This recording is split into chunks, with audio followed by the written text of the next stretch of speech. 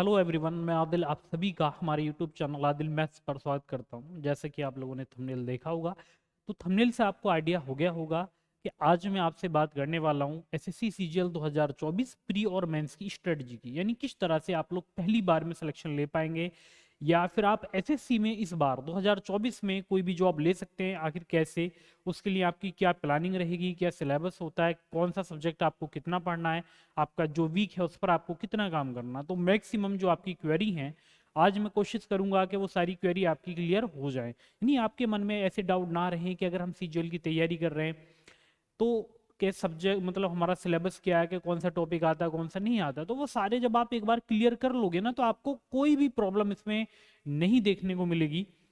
अब यहाँ पर जो सीजीएल है, जैसे कि आपने पहले देखा होगा, जो हमारा 2022 से पहले पहले जो हमारा सीजीएल था, 2021 तक हमारा पैटर्न चेंज था, लेकिन अब पैटर्न हमारा बदल चुका है। अब इसलिए हमारा सीजीएल प्री और मेंस सेम है, केवल हम ये कह सकते हैं कि थोड़ा सा लेवल में डिफरेंस कर दिया है। जैसे मान ले प्री में थोड़ा आसान क्वेश्चन आएगा, तो जो मेंस होता है उसमें थोड़ा हार्ड आता है, यानी थोड़ा डीप जाके क्वेश्चन पूछा जाता है। तो वो पहले भी था, जैसे पहले मैथ इंग्लिश थे तो मैथ थोड़ा हार्ड था मेंस में, लेकिन प्री में वही आपका सेम है, उसमें कोई चेंजेस आपको देखने को नहीं मिले। तो जो सिलेबस आपका प्री में वही आपका मेंस में रहेगा। तो यहाँ पर हम बिल्कुल एक एक जो हमारे स्टेप होते हैं, देखो सबसे पहला स्टेप ये होता है कि जब आप सीजीएल की तैयारी कर रहे होते हैं ना, तो आपको ये जानना जरूरी होता है भाई सीजीएल में सिलेबस क्या आता है बेटा। क्योंकि जब तक आपको सिलेबस के बारे में नहीं पता होगा, आप ये पता ही नहीं कर सकते या आप उसकी तैयारी अच्छे से नहीं कर पाओगे। मेन होता है कि जब आप प्रिपरेशन स्टार्ट करते हैं, तो सबसे पहला काम क्या होता है, कि सबसे पहला काम होता है कि आपको जो भी आपका सिलेबस है वो आपके सामने हो, उसके अकॉर्डिंग आपको तैयारी करनी होती है सिलेबस के। तो उसी पर बात करेंगे। और जैसे कि आप लोग, मेरा थंबनेल आपने देखा होगा या आप देख पा रहे होंगे, तो सीजीएल मैंने 4 बार क्वालिफाई किया हुआ है मेंस, और इसके बाद आपका सीपीओ, सीएचएसएल, एमटीएस वगैरह सभी मैंने 2 से 3 बार एग्जाम, हर एक एग्जाम क्वालिफाई किया हुआ है। तो लगभग आपके 12+ एग्जाम्स हैं जो मैंने क्लियर किए हुए हैं। तो मुझे जो भी एक्सपीरियंस रहा है मेरा अपनी प्रिपरेशन के दौरान, वो आज मैं आपके साथ शेयर करूंगा, ताकि आप लोगों को उससे फायदा हो। अब देखो होता ही है कि यहाँ पर पढ़ने का सबका तरीका अलग अलग होता है, लेकिन मैं आपको इतना जरूर बता दूंगा कि आपको क्या चीज पढ़नी है, क्या नहीं पढ़नी है। होता क्या है ना, हम बिना मतलब कि जिनका एग्जाम से कोई लेना देना नहीं होता उनको पढ़ते हैं, तो उनसे हमें बचना है। तो सबसे पहले यहाँ पर अगर हम बात करें, तो आज जो हम स्पेशली बात करेंगे, यहाँ पर हम बात करेंगे एसएससी सीजीएल 2024 कि आप आखिर इसकी कैसे तैयारी करें, यानी आखिर किस तरह से आप तैयारी करें ताकि आप सिलेक्शन ले पाएं। तो उसी पर आज हम बात करेंगे एसएससी सीजीएल 2024 में। देखो सबसे पहले बेटा, इसका जो सिलेबस होता है, मैं यहाँ पर बात करूंगा सिलेबस की, यानी यहाँ पर जो सिलेबस रहेगा वो क्या क्या रहेगा। तो यहाँ पर अगर हम सिलेबस को देखें, तो सिलेबस में जैसे कि आप जानते हैं, जो मैक्सिमम आपके 4 सब्जेक्ट होते हैं मेन, समझे, 4 मेन होते हैं। बाकी जो कंप्यूटर है आपका, वो भी आपको पढ़ना तो होता ही है। तो सिलेबस में अगर बात की जाए, तो सबसे पहले जो हमारा ये सिलेबस में नंबर 1 आता है। देखो मैं मैथ का टीचर हूँ, तो यहाँ पर मैथ में लूंगा सबसे पहले, जिसको आप क्वांटिटेटिव एप्टीट्यूड भी बोलते हैं। तो पहला आपका मैथ आ जाता है।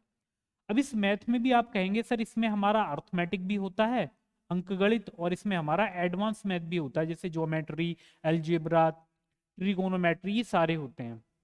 अब देखो बहुत जल्द मैं आपकी इनके लिए पूरी एक सॉल्यूशन की वीडियो लेकर आऊंगा, जितने भी पेपर सीजीएल 2023 में प्री में हुए हैं, मेंस की पड़ी हुई है। तो जो भी आप वीडियो को देख रहे हैं ना, उसको देख लेना वहां से जाके। तो मैथ, अर्थमेटिक प्लस एडवांस। अब देखो यहाँ पर ये जो हमारा पहला मैथ होता है, दूसरा बेटा रीजनिंग होती है, दूसरा यहाँ पर क्या होता है, रीजनिंग। अब रीजनिंग का जो वेटेज है ये भी भाई बहुत इंपॉर्टेंट है, जितना मैथ उतनी रीजनिंग अब आती है। तो रीजनिंग में क्या है, रीजनिंग आपकी प्री की हो मेंस की हो, सिलेबस आपका सेम है। एक दो टॉपिक हैं तो आपको सभी करके चलने, छोड़ना किसी को नहीं है। तीसरा जो यहाँ पर आपका सब्जेक्ट आता है, वो आता है इंग्लिश लैंग्वेज। वो क्या होता है भाई, वो आपको मिलेगा देखने को, इंग्लिश लैंग्वेज आपको यहाँ पर देखने को मिल जाती है, क्योंकि यहाँ पर इंग्लिश ग्रामर नहीं है, लैंग्वेज है। और फोर्थ जो आपको मिलता है, जिसको हम कहते हैं जनरल अवेयरनेस, यानी जी। अब इसमें ना सब कुछ आ जाता है। जैसे बेटा इसमें आपकी करंट अफेयर भी आती है, इसमें आपको क्या देखने को मिलेगा, करंट अफेयर भी आपको इसमें देखने को मिलता है, प्लस करंट अफेयर के साथ साथ और क्या मिलेगा आपको इसमें, कंप्यूटर भी आपका इसी में आ जाता है। अब ये आपका प्री हो या मेंस हो, सिलेबस आपका यही है, यानी 4 सब्जेक्ट। तो मैथ आपका आने वाला है। अब देखो होता क्या है ना, जब बच्चे तैयारी करते हैं ना स्टार्टिंग में, तो डर इतना होता है कि उन्हें पता ही नहीं लगता कि यहाँ पर ये जीए में हमारा ये जो कंप्यूटर है इसको हम पढ़ते ही नहीं है। जबकि अब इसका क्वालिफाई करना कंप्यूटर का एक पेपर मेंस में होता है अलग से, जो कि कंपलसरी कर दिया गया है। तो अगर आप ये क्वालिफाई नहीं कर पाए कंप्यूटर का तो फेल हो जाएंगे। अब कंप्यूटर जब प्री में भी आ रहा है आपका, तो इसलिए अभी आप क्या करें, जो मेंस लेवल का वो अभी से पढ़ के चलना, ताकि आप लोग कर पाए। देखो मैं आपको रियलिटी बताऊंगा, क्योंकि खुद मेरे जो सीजीएल प्री में मेरा स्कोर है हाईएस्ट, वो 170 170.35, ये भाई मेरा स्कोर है।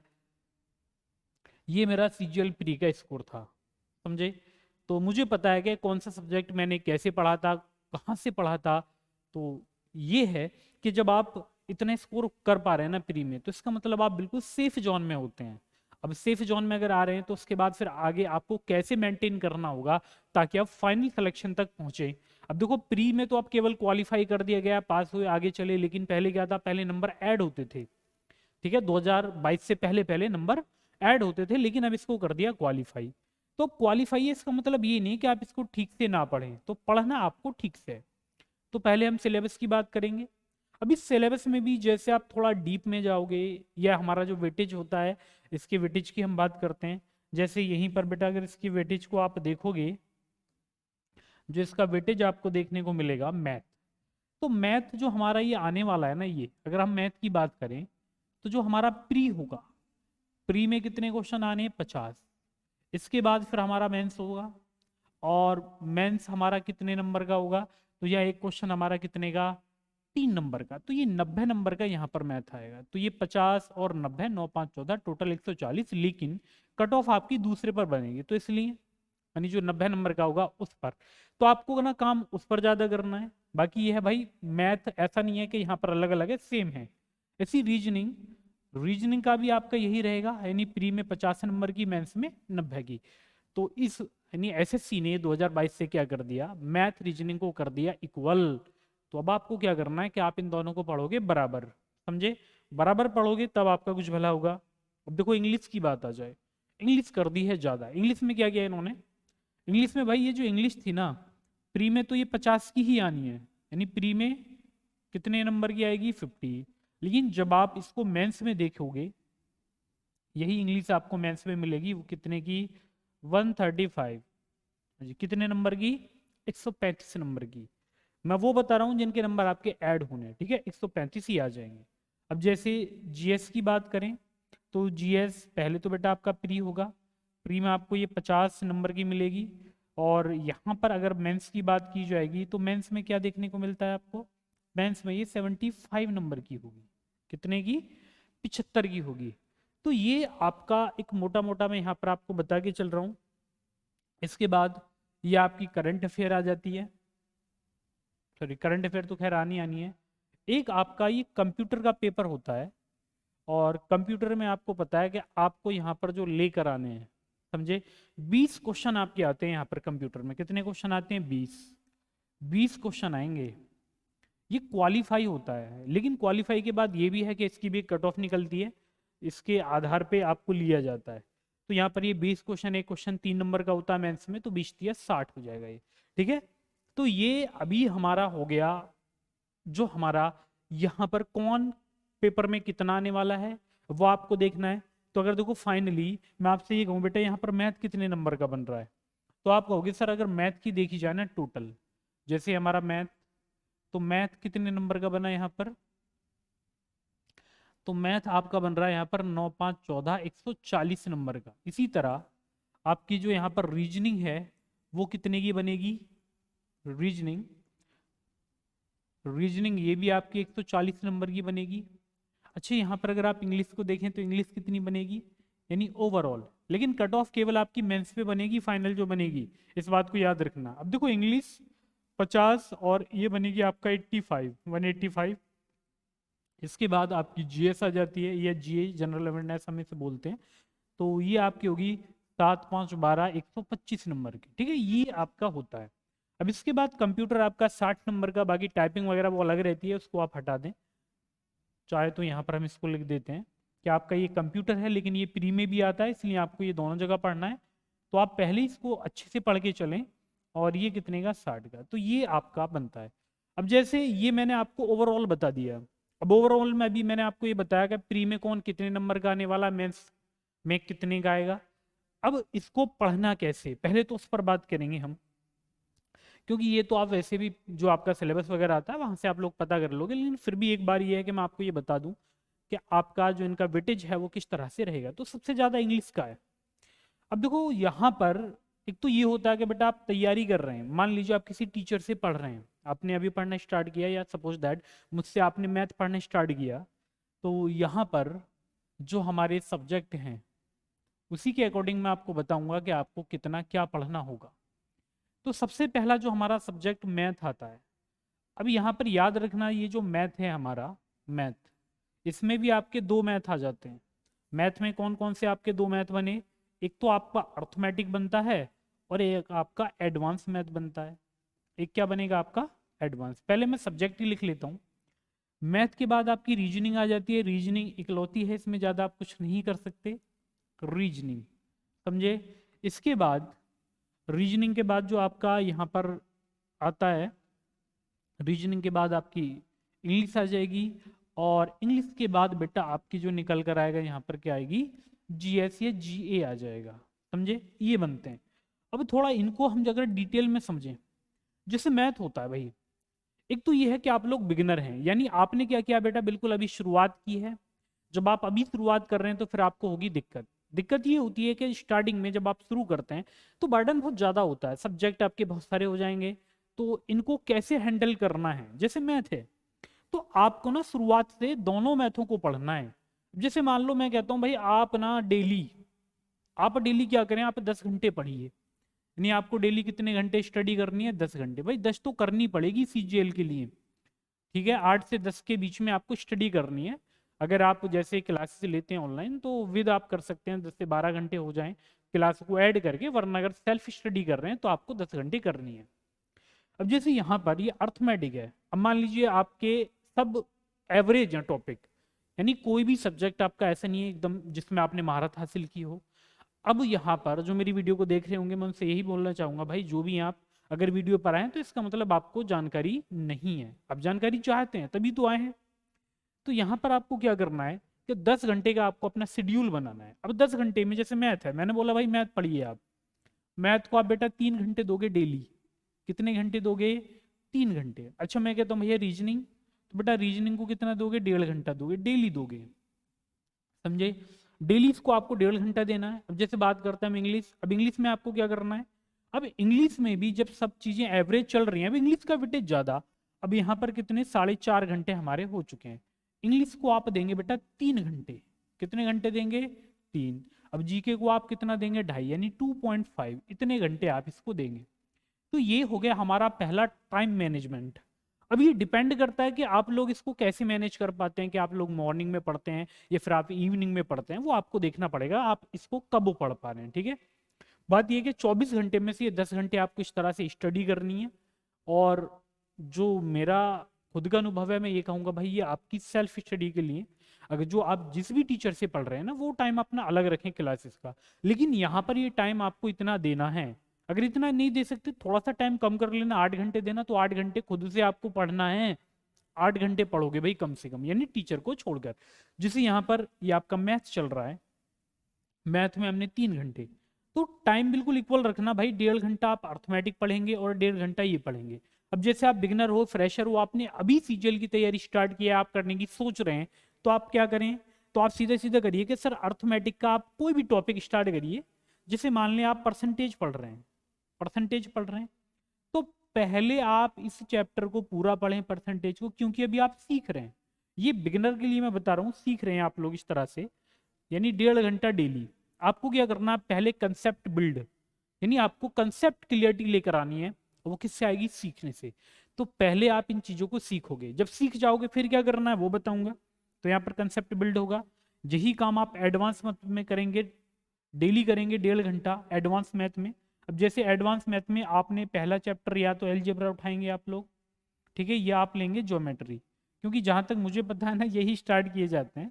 अब ये सारे क्या हैं, ये कंसेप्चुअल टॉपिक हैं आपके। अगर आपको कंसेप्ट पता है तो आप इनको कर पाओगे, वरना तुक्के मारने वाली बात तो आप भूल ही जाना। तो ये आप तब कर पाओगे जब आपने कंसेप्ट को सीखा होगा, पढ़ा होगा तो कर पाओगे, नहीं पढ़ा है तो बेटा नहीं कर पाओगे। तो वही चीजें मैं आपको यहाँ पर सिखाऊंगा। तो आप क्या कर रहे हैं कि पहले आपको ये करना है, आपका जैसे परसेंटेज भैया 1.5 घंटा डेली पढ़िए। अब 1.5 घंटा जब आप डेली इसको पढ़ेंगे, अब हो सकता है जैसे आप किसी से पढ़ रहे हैं तो आपने 1.5 घंटे की क्लास ली, 1.5 घंटा आप खुद से स्टडी कर रहे हैं, तो आपका रिवीजन बहुत अच्छे से हो जाएगा। अब यहाँ पर ये सारी चीजें जब आप ऐसा करोगे तो पहले आपको ना एक बार सिलेबस कंप्लीट करना है, समझे। पहला काम एक बार सिलेबस करेंगे, उससे आगे क्या करना है वो आगे मेरी वीडियो आएगी। एक ऐसा तरीका आपको बता के जाऊंगा ना कि आप भी ये कहोगे सर एकदम जबरदस्त तरीका आपने बताया, और मैथ में आप पूरा स्कोर कर पाओगे। मैथ नहीं, सारे सब्जेक्टों में आपका स्कोर इंक्रीज होगा, गारंटी है इस बात की। तो वो भी मैं आपको समझाऊंगा यहाँ पर। अब देखो रीजनिंग है, रीजनिंग में क्या होता है कि रीजनिंग में आपको डेली 1.5 घंटे क्लास करनी है। अब यहाँ पर भी क्या करना है आपको भाई, कंसेप्ट। पहले आपको स्टार्टिंग में जब आप बिगनर होते हैं ना तो आपको कंसेप्ट पे काम करना होता है, यानी सीखना होता है। मान लीजिए आप कोडिंग डिकोडिंग पढ़ रहे हैं, तो आप क्या करेंगे, कोडिंग डिकोडिंग पढ़ेंगे तो कोडिंग डिकोडिंग में जितने उसके टाइप वाइज आपके क्वेश्चन हैं उनको डेली करिए।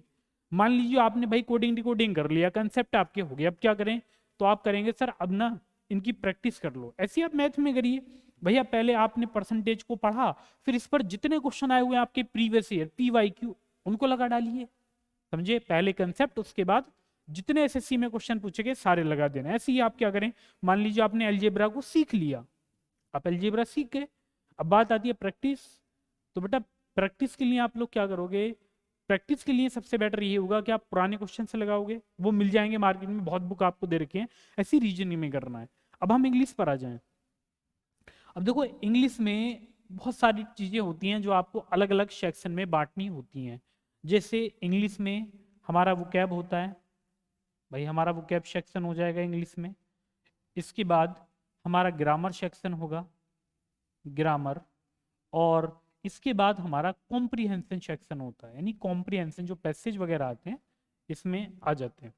अब ये होता क्या है कि आपको वोकैब भी डेली पढ़नी है, ग्रामर भी डेली पढ़नी है, और आपको कॉम्प्रिहेंशन, देखो कॉम्प्रिहेंशन का ये होता है कि आपको कोई बोल देगा भाई द हिंदू न्यूज़पेपर पढ़िए, तो एक बात बताइए भाई, द हिंदू न्यूज़पेपर होता है यूपीएससी वालों का, आपका होता ही नहीं है। अब आप क्या करते हैं, बिना मतलब कि वो क्या पढ़ रहे हैं जिसका एसएससी से कोई दूर तक लेना देना नहीं होता, तो बेटा ऐसी चीजें ऐसी गलतियां ना करें, समझे। इन गलतियों से आपको बचना है, क्योंकि यही गलतियां ना आपको पीछे धकेलती हैं। अगर आपको आगे बढ़ना है तो आपको स्मार्ट वर्क करना सीखना है। अब स्मार्ट वर्क कैसे करोगे आप, मैंने कहा भाई वो क्या पढ़िए, कहाँ से पढ़ोगे, मत सर्च करिए कोई भी न्यूज़पेपर, केवल एक काम कर लो भाई, जो भी आपके प्रीवियस ईयर की वोकैब है ना, वोकैब में आपको पता है कौन कौन से आते हैं, वो डिटेल में वीडियो बनाऊंगा तब बताऊंगा, केवल प्रीवियस ईयर की वोकैब लगा डालो, उसी को पढ़ना है, कुछ और पढ़िए ही मत। मैं आपसे ये भी नहीं बोल रहा कि एक वर्ड आप अलग से पढ़ें, सारी प्रीवियस ईयर की वोकैब आपकी आएगी। क्योंकि अभी तक जितनी बार मैंने CGL CPO CHSL MTS वगैरह दिए हैं सभी में वही आती है, कुछ भी नया नहीं आता। ग्रामर, ग्रामर के लिए आप कोई भी बुक ले लें, KD कैंपस की बुक आती है आपकी इंग्लिश की, सबसे बेस्ट बुक मानी जाती है, उसको आप पढ़ लें, किसी टीचर से आप ग्रामर पढ़ लें। मेन मोटिव है हमारा पढ़ना, कहीं से भी आप पढ़िए, सोर्स कुछ भी हो सकता है, लेकिन सोर्स आपका जेन्युइन हो, ये नहीं कि आप टाइम वेस्ट कर रहे हैं वहां पर। मैंने बोला बेटा ग्रामर सीखनी है तो ग्रामर में अपना टाइम बर्बाद कर रहे हैं, ऐसा मत करना। इसके बाद हमारा कॉम्प्रिहेंशन आता है। अब देखो कॉम्प्रिहेंशन में क्या होता है कि आपको ये 3 तरह के होते हैं, जैसे एक क्लोज टेस्ट हो गया, आपका PQRS हो गया, और आपका एक पैसेज होता है। तो इसके लिए एक तो ये है कि आप कोई न्यूज़पेपर, और न्यूज़पेपर भी कौन सा, बहुत ही जैसे टाइम्स ऑफ इंडिया हो गया, मतलब ऐसा न्यूज़पेपर लेना जिनमें वोकैब आसान हो, जो आप समझ में आए आपके। ये नहीं कि आपने द हिंदू ले लिया, समझ में आपके कुछ नहीं आया, बस आए 1 घंटा पढ़ेगे, बस पढ़ने के लिए बोला है, तो ऐसा नहीं करना है आपको, ठीक है, ये गलतियां नहीं करनी। तो आपको या तो ये पढ़िए, या वरना सबसे बेटर मैं आपको ये बताता हूँ भाई, जो आपके प्रीवियस ईयर पेपर है ना, जो क्वेश्चंस हैं जो प्रीवियस ईयर के पेपर हैं, उनमें ना आपको ये दे रखे होंगे जैसे पैसेज, कॉम्प्रिहेंशन, PQRS। तो इनमें से डेली आप प्रत्येक से 20 क्वेश्चन लगाएं। जैसे PQRS, जो PQRS होते हैं उसमें से आप भाई 20 क्वेश्चन लगाइए, ठीक है, यानी 1 घंटा आपको इस कॉम्प्रिहेंशन को दे देना। जब 1 घंटा आप इसको देंगे वो कैब को आप देंगे आधा घंटा, 0.5 देंगे भाई, 2 घंटे हो चुके हैं, तो 1.5। और बाकी आप किस में देंगे, ग्रामर में, क्योंकि स्टार्टिंग में क्या होता है कि ग्रामर आपको ठीक करनी होती है। तो ग्रामर के लिए वोकैब और ग्रामर इसमें देख लेना आप, जैसे भी मैनेज करके हो जाए, ये दोनों आपको करने हैं। अब यहाँ पर आपका ये आता है जनरल अवेयरनेस। देखो आपके लिए मैं एक वीडियो ऐसे लेकर अलग अलग सब्जेक्ट की, जैसे मैथ, मैथ के लिए बहुत ही जबरदस्त धांसू मैं आपको तरीका बताऊंगा, जिनका स्कोर नहीं बढ़ रहा है ना उनका भी स्कोर बढ़ जाएगा, तो सबके लिए होगा वो।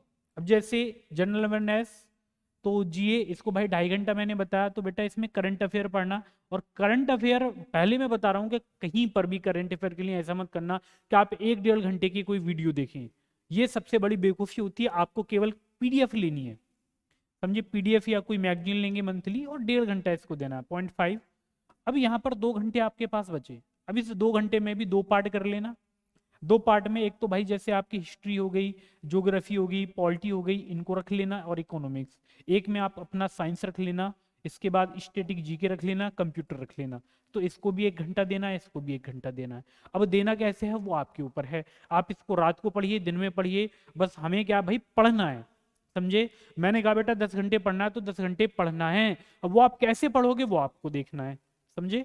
इसमें मैं ज़्यादा, क्योंकि देखो सबका रूटीन अलग अलग होता है, कोई सुबह 7 बजे सोकर उठेगा, कोई सुबह 5 बजे सोकर उठ जाता है। अब मैं कहने लगूँ बेटा 6 बजे उठना है तुम्हें, समझे, क्या तुम्हें 6 बजे स्टार्ट करना है और 6:30 तक आपको क्या करना है, वो कैब पढ़नी है। बल्कि देखो सबसे जो बेटर टाइम होता है ना वो कैब याद करने का, वो मॉर्निंग का होता है करंट अफेयर का। फिर मैंने कहा फिर आधे घंटे उसमें करंट अफेयर पढ़िए, फिर उसके बाद जीएस पढ़िए, समझे। मैंने ये कहा भैया सुबह सुबह, फिर आप क्या करें, बाद में रीजनिंग लें, इंग्लिश लें, और बाद में सबसे मैथ लें। या फिर जिस सब्जेक्ट में आपको ज़्यादा इंटरेस्ट आता है ना वो सबसे बाद में पढ़ें, वो इसलिए क्योंकि मान लो जब आपको थकान हो जाती है ना, तो जो आपको आता है ना आप उसको कर लेते हैं, बाकी जो नहीं आता ना थोड़ा सा भी डाउट आएगा ना तो वहीं रुक जाओगे, कहोगे यार बंद करो छोड़ो कल पढ़ेंगे, तो ऐसा नहीं करना, समझे। तो रियलिटी जो है वो मैं आपको बता रहा हूँ, क्योंकि रियलिटी आपको बहुत कम बताई जाती है, समझे। बस आपको बता देंगे भाई 3 महीने में सीजीएल क्वालिफाई करें, तो इस तरह के बहुत सारे मिलेंगे। अभी अभी तो कुछ भी नहीं, शुरुआत होगी तो आप लोग देखेंगे। तो इसलिए आपको क्या करना है, जिन्वन तरीके से पढ़ाई करनी है ताकि आप सिलेक्शन ले पाएँ।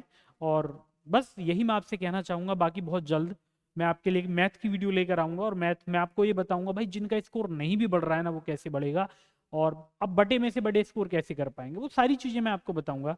तो मिलते हैं आपसे बहुत जल्द एक नई क्लास में, एक न्यू वीडियो के साथ। जब तक के लिए सभी को मेरी तरफ से धन्यवाद, और आपके प्यार और सपोर्ट इसी तरह मुझे मिलता रहे, तो आपके लिए मैं इसी तरह की वीडियो लेकर आता रहूँगा। तो मिलते हैं भाई आपसे नेक्स्ट क्लास में।